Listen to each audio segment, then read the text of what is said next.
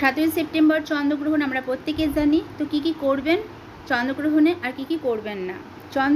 চন্দ্রগ্রহণ যতক্ষণ থাকবে, যতক্ষণ চলবে গ্রহণ, সেই সময়তে কিন্তু কখনোই নখ চুল এই সমস্ত কিছু কাটা যাবে না, খাবার খাওয়া যাবে না, টয়লেট যাওয়া যাবে না, জল পান করা যাবে না। সমস্ত খাবার বা জলের মধ্যে তুলসী পাতা দিয়ে রাখবেন অবশ্যই।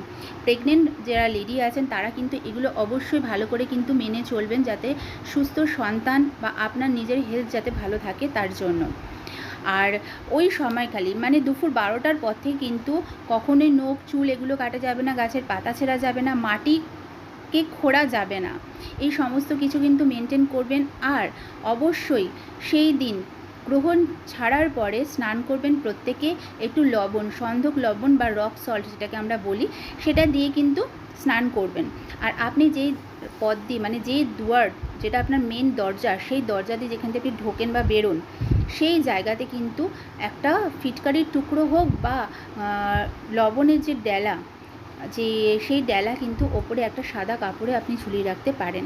এই সমস্ত নিয়ম কিন্তু পালন করবেন অবশ্যই।